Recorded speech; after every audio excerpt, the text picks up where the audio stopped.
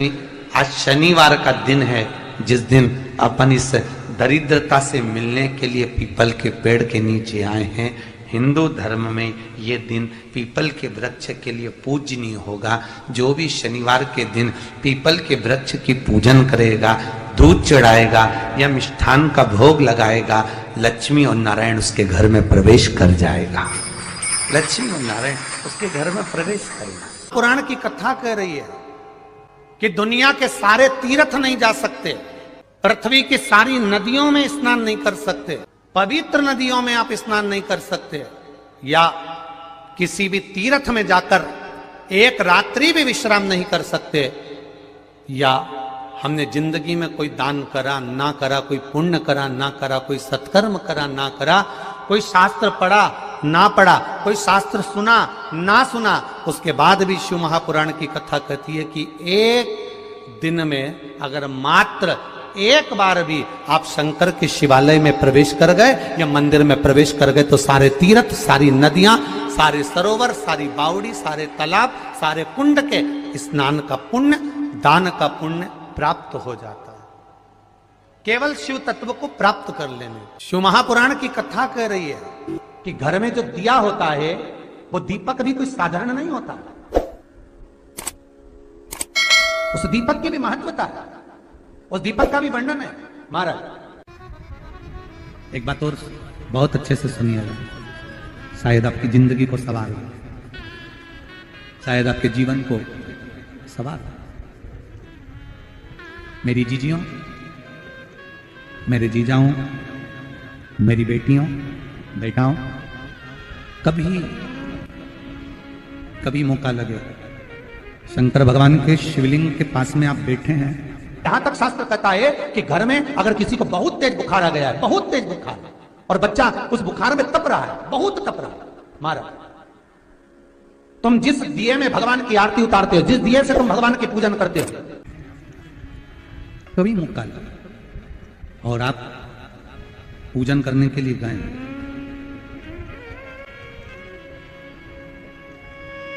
कभी पूजन करने के लिए, और आपको शंकर भगवान के शिवलिंग के पास में या शंकर भगवान के शिवलिंग के ऊपर कनेर का अगर पीला फूल देखा है ना आप लोगों ने, अरे बोलो तो जम के, देखा है?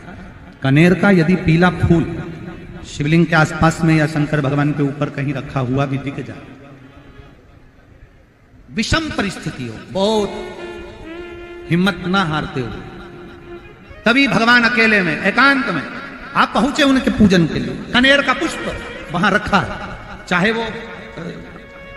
चाहे वो जलाधारी पर रखा हो, चाहे वो शिवलिंग के पास में रखा हो, शिवलिंग पर रखा हो, उस कनेर के पुष्प को अगर आप 5 जगह का स्पर्श कराकर अपने हृदय की बात कहकर वापिस महादेव को समर्पित कर देते हो, तो भी मेरा महादेव तुम्हारे दुख का निवारण कर देता है।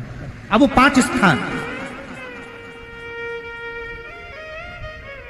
वो 5 स्थान, पहला गणेश जी, गणेश जी का जो स्थान होता है वह जगह, दूसरा षडानंद कार्तिक, तीसरा अशोक सुंदरी वाला स्थान, चौथा जलाधारी जो ऊपर से बूंद बूंद जल नीचे गिरा रही है, जया, विषहरा, शामली बारी, दौतली, देव, शंकर जी की 5 बेटियों का, और 5वें नंबर का है शंकर भगवान के, जो कैसे वर्णन किया जाए, त्रिशूल के 3 भाग होते हैं। करें दर्शन आप लोगों ने, ये से सामने त्रिशूल लगा है, इस त्रिशूल के ऊपर देखेंगे तो 3 भाग दिख रहे हैं, नजर आ रहे हैं सबको? त्रिशूल का जो 3 भाग होता है, उस 3 भाग का जहां ज्वाइंट होता है, जहां मिलता है, एक जगह पर देखो तीनों भाग एक जगह पर मिले हुए, 3 भाग का जहां मिलन होता है, पंचम स्थान, ये 5वां स्थान, यहां पर स्पर्श कराकर शिवलिंग पर अपनी कामना कर कर श्री शिवाय नमस्तुभ्यम कहकर बाबा से अपने मन की बात कहकर जो समर्पित कर देता है, हम 3 महीना भी नहीं कहेंगे, हम तो कहेंगे अगर ज्यादा दुख है 3 दिन इंतजार करना, मेरा बाबा उस दुख को मिटाएगा। 3 महीना बहुत दूर, पर करना है दिल से। और कई तरह के दीपक होते हैं, दीपक का भी विधान वर्णन किया गया, उस दिए का भी वर्णन किया गया। यहां तक शास्त्र कहता है कि घर में अगर किसी को बहुत तेज बुखार आ गया है, बहुत तेज बुखार, और बच्चा उस बुखार में तप रहा है, बहुत तप रहा है, मारा, तुम जिस दिए में भगवान की आरती उतारते हो, जिस दिए से तुम भगवान की पूजन करते हो, उस दिए की बत्ती को नीचे डाल दीजिए और उस दिए को पानी की बाल्टी में धो दीजिए। कौन सी बाल्टी में? जिस बाल्टी के पानी से आप बच्चे को स्नान करा सको। मारा, केवल भगवान पर से ले जाकर, पास में से ले जाकर उस बाल्टी में थोड़ी देर डाल दो और उस बाल्टी के पानी से उस बच्चे को स्नान करा दीजिए। 15 से 20 मिनट, आधा घंटा लगेगा बच्चे का। बड़ी बेचैन दिख रही हो तुम, क्या बात है? पार्वती जी कहती है, देवव्रत, कश्मीर प्रदेश का एक भक्त देवव्रत बेलपत्री के वृक्ष के नीचे बैठकर आपका मंत्र जाप कर रहा। मैं आपको जगाना नहीं चाहती थी, पर बेलपत्री के वृक्ष के नीचे लक्ष्मी झाड़ू लगाती है, सरस्वती वीणा बजाती है, इंद्राणी उस बेलपत्री के वृक्ष के नीचे जल का सिंचन करती है, 33 कोटि देवी देवता उस बेलपत्री के वृक्ष की जड़ में विराजमान होते हैं। इसलिए देवव्रत एक बार पंचाक्षर मंत्र बोलता है तो वो 33 करोड़ बार गिना जाता है, ऐसा बेलपत्री का वृक्ष होता है। बेलपत्री के वृक्ष के नीचे एक बार अगर भगवान का नाम लिया जाता है तो वो 33 करोड़ बार, 33 कोटि बार गिना जाता है। एक मंत्र केवल नमः शिवाय, ओम नमः शिवाय, नमः शिवाय, ओम नमः शिवाय, 33 कोटि बार गिना है, 33 कोटि। कितना सुंदर लिखा है। फिर वही वाली बात आ गई जो पहले कथा में कहा, अपने लिए अच्छा वाला घी छाट के लाना, अच्छी कंपनी का लाना, और जब यज्ञ करने बैठे, पूजन करने बैठे, हवन करने बैठे, भगवान का कोई पाठ पूजन करवाई, पूजा वाले दुकान पे बोलना कि पूजा का घी चाहिए। तो वो पूजा का सामान बेचने वाला भी चतुर था, उसने पूजा का ही घी दिया। तो इन्होंने पूछा, भैया ये घी कितने का? तो क्या 80 रुपए का? तो 80 रुपए का आधा किलो? तो क्या पूजा का है? भारत की भूमि पर, इस मृत्यु लोक में, पूरे विश्व में ऐसे कई घर हैं जिनके घर में गुजारा करने के भी आफत है। पहनने के कपड़े नहीं, किसी के यहां पर भोजन नहीं, किसी के यहां जमीन नहीं, किसी के यहां दुकान नहीं, कोई पूरी जिंदगी किराए के मकान में निकाल देता है। नहीं, मेरा एक निवेदन है, इस कथा को जितने छत्रपति संभाजी नगर के श्रोता भाई बहन श्रवण कर रहे हैं उनसे निवेदन करूंगा, आप हाथ का ठेला लगा रहे हो, सब्जी का ठेला लगा रहे हो, फल का ठेला लगा रहे हो, धक्के की जिंदगी जी रहे हो, दरवाजे पर बैठे हो, कहीं ना कहीं तुम दास्य भाव की जिंदगी जी रहे हो, तकलीफ में जिंदगी जी रहे हो, बहुत दुख की जिंदगी जी रहे हो, बहुत कष्ट की जिंदगी जी रहे हो, उनसे केवल निवेदन करूंगा, 3 महीने 2 जगह पर जल चढ़ाना प्रारंभ कर दीजिए, केवल 3 महीने। एक शंकर भगवान के शिवलिंग पर, दूसरा बेलपत्री के पेड़ के नीचे, 2 जगह पर जल चढ़ाना 3 महीने लगातार चालू कर दो, बाबा तुम्हारा हाथ पकड़कर तुम्हें उन्नति की सीढ़ी पर चढ़ा देगा। हमें कोई चमत्कार करना नहीं आता, और ना हम कोई तंत्र विद्या या मंत्र विद्या जानते हैं, ना हमारे पास में बेल है, ना हमारे पास में भभूति है, हमारे पास में तो केवल शिव का नाम है। आप श्री शिवाय नमस्तुभ्यम बोलो, ओम नमः शिवाय बोलो, नमः शिवाय बोलो, चाहे महामृत्युंजय मंत्र बोलो, उसका स्मरण करते करते भगवान शंकर के शिवलिंग पर जल, और उसी पात्र में जो जल तुमने शंकर जी को चढ़ाया है उसमें से बचा हुआ थोड़ा सा जल बेलपत्री के पेड़ के नीचे चढ़ाना प्रारंभ कर दो। अलग से बेलपत्री के पेड़ के नीचे चढ़ाने के लिए अलग से लोटा भर के जल जरूरत नहीं पड़ेगी। जो तुमने शिव जी को जल चढ़ाया, जो तुमने देवाधिदेव महादेव को जल चढ़ाया, बस उसी पात्र का जल शंकर जी को चढ़ाओ, उसमें से बचा हुआ थोड़ा सा जल बेलपत्री के वृक्ष के नीचे चढ़ाना प्रारंभ करना। कौन सा बेलपत्री का वृक्ष? जिसकी छाया आपके ऊपर आ रही हो।